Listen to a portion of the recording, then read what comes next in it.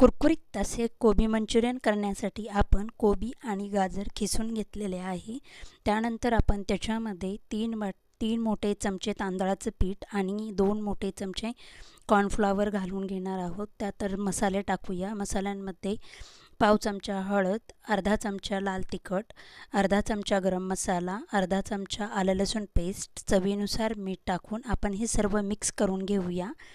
त्यानंतर आपण कढईमध्ये तेल गरम करायला ठेवलेले आहे।